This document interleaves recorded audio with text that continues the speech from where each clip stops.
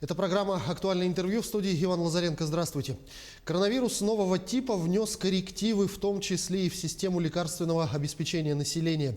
В чрезвычайных обстоятельствах правительство страны приняло ряд важных мер для обеспечения эпидемической безопасности, потребности системы здравоохранения и граждан в средствах индивидуальной защиты и лекарственных препаратах. Какие из них оказались успешными, в чем состоят основные уроки пандемического периода и какие решения целесообразно сохранить на будущее. Об этом мы поговорим сегодня с руководителем Росздравнадзора по республике Евгением Иннокентьевым. Евгений Николаевич, здравствуйте. Здравствуйте.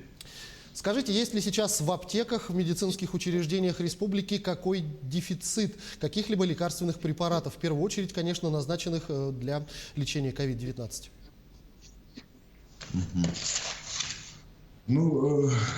Все мы знаем, что в течение определенного времени был дефицит по некоторым позициям лекарственных препаратов.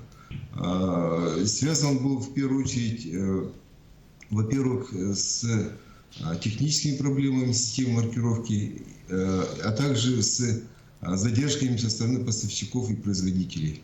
Но на прошлой неделе системой маркировки был принят ряд мер по упрощению процедуры маркировки. И, что называется, процесс пошел, и теперь уже аптеки начали выдавать уже в розничную продажу препараты, которые именно лежали без возможности продать какое-то время назад.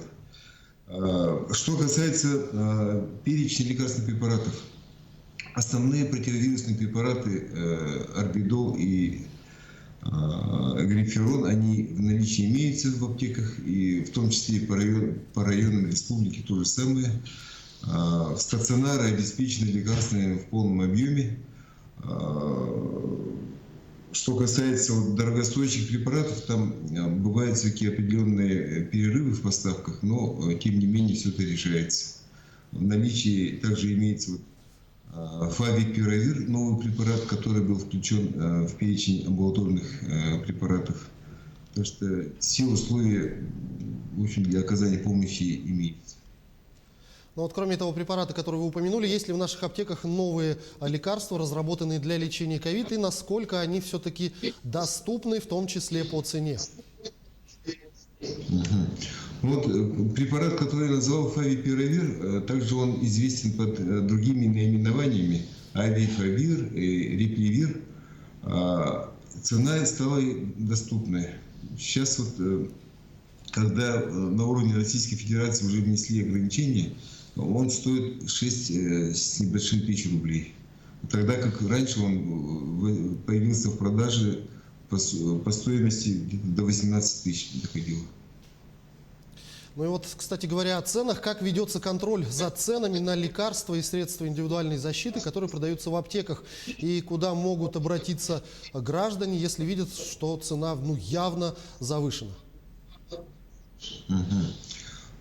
Что касается цен, начнем с масок медицинских. Маски медицинские, действительно, цена была взята под контроль еще в начале пандемического периода.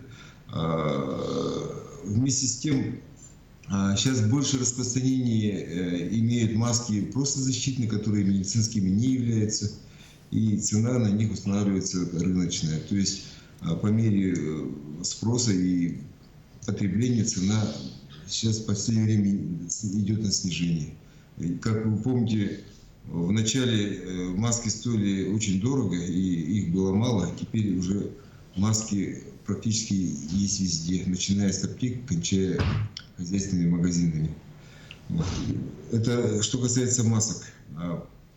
По лекарствам ситуация намного проще, потому что там лекарственные препараты, вошедшие в перечень жизненно важных, там имеется строго контролируемая шкала торговых надбавок, розничные и оптовые, поэтому аптеки давно-давно уже все знает эти требования, соблюдает эти правила. Поэтому превышение цен на препараты этого ряда не допускается. Расскажите, а как Могу сказать, что я об этом... Да, Я продолжайте. продолжу, да. Могу сказать, что я уже об этом в соцсетях докладывал, что за последние 5 лет мы только 2 факта превышения цен на препараты этого ряда выявили. Скажите, а как доставляются лекарства в отдаленные населенные пункты в период распутицы и как ведется мониторинг наличия лекарств в аптеках в этих населенных пунктах? Вопрос интересный и важный очень, потому что география нашей республики такова, что действительно до Москвы и Калининграда проще добраться, чем до наших отдаленных районов и тем более на слегов. Но тем не менее, также имеется система доставки лекарств. Все аптеки довозят свои груза до своих районов отдаленных. Дальше есть разные способы доведения. В некоторых местах аптека организует свои филиалы на слегах, в других на слегах реализация препаратов лекарственных осуществляется через систему фельдшерско-акушерских пунктов, которые есть практически во всех наследках. И кроме того, хотел бы здесь сказать, что в начале пандемии были проблемы с доставкой лекарственных грузов в наши дальние районы. Авиакомпании иногда предпочитали возить коммерческие грузы, почту, еще там что-то, ущерб лекарственным препаратам. Но в свое время оперштаб республики вмешался в этот процесс, и лекарственным препаратам был дан приоритет.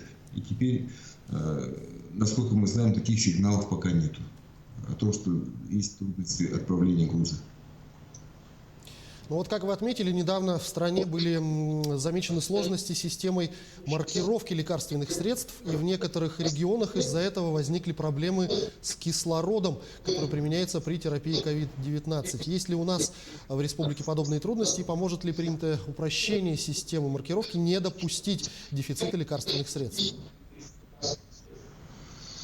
Да, вот насчет маркировки. Все-таки эти трудности, мы считаем, что это трудности роста, поэтому они постепенно преодолеваются.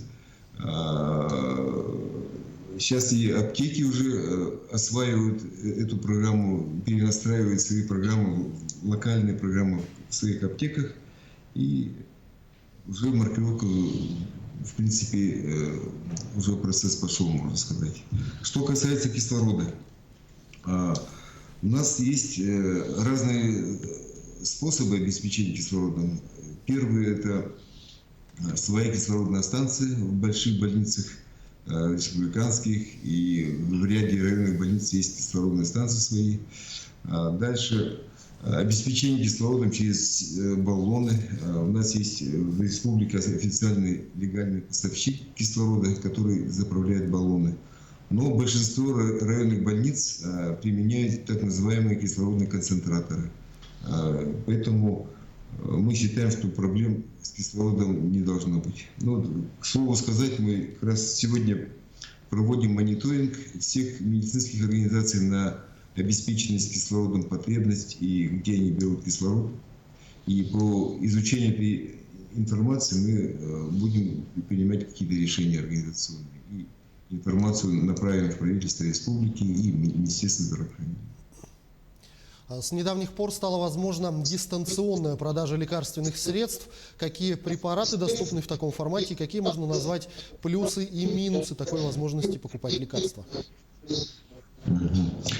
Да, республика тоже вошла в список субъектов, которые организовывают дистанционную продажу лекарств через интернет. У нас в республике есть пока одна аптека, муниципальная аптека, которая отвечает всем требованиям по этому процессу. Единственное ограничение, которое пока имеется, это доставка может быть произведена только для лекарств с безрецептурным отпуском. А лекарства, которые отпускаются по рецептам, к сожалению, пока организационно по всей России еще вопрос не решен. Там должна быть система курьерской службы и так далее. Ну а как обстоят дела с обеспечением лекарствами хронических больных, льготных категорий граждан, в том числе онкобольных и редких орфанных заболеваний? Да, это вот проблема обеспечения данной категории пациентов всегда была с определенными сложностями. И в мирное время, скажем так, и сейчас, в период пандемии. Однако сейчас вот пока у нас есть, пока нет информации, что какие-то системные сложности возникли. Все это идет в рамках конкурсных процедур, закупки проводятся республикой, и, соответственно, лекарства доводятся до районов и до пациентов в отдаленных населенных пунктах по потребности. Но вот в новых условиях участники рынка, ответственные за лекарственное обеспечение, начали чутко реагировать на все вызовы и потребности системы здравоохранения. На ваш взгляд, какие уроки пандемического периода стоит усвоить и какие решения, выработанные в этот период, использовать в будущем? Ну, наверное, один из важных уроков и опытов, которые мы все извлекаем, вся страна, в том числе и система здравоохранения, это опыт дистанционной работы. И вот сейчас мы с вами тоже один из методов используем дистанционно. Раньше приходилось идти в студию работать, да, сейчас уже можно с использованием различных технологий общаться на расстоянии. То же самое в здравоохранении. Раньше не было, но сейчас уже работает система облачной поликлиники, телемедицинские консультации уже можно будет реализовывать на практике практически с портативных устройств, смартфонов, например. Дальше запись на прием к врачу, потом, что еще, обмен и анализ, рассмотрение медицинских изображений, это вот рентгенография, компьютерная томография, УЗИ, уже можно будет потом в ближайшем будущем на расстоянии уже проводить и изучать. То есть в районах не обязательно будет сидеть, в каждом районе, в каждой больнице садить рентгенолога, специалиста по томографии. Можно будет просто делать там запись и отправлять сюда в центр, где врачи высокой квалификации будут рассматривать эти изображения, делать заключения. Вот. И таких примеров можно привести множество. То есть в основном я бы сказал, что это компьютерные технологии. Евгений Николаевич, я благодарю вас за беседу. Спасибо, что ответили на наши вопросы. Всего вам доброго. Всего доброго. Всем здоровья. Спасибо. Это была программа «Актуальное интервью». Но ситуации с лекарственным обеспечением населения республики в условиях пандемии мы говорили сегодня с руководителем Росздравнадзора по Якутии Евгением Иннокентьевым. Берегите себя и своих близких. Обязательно носите маски, дезинфицируйте руки и соблюдайте социальную дистанцию.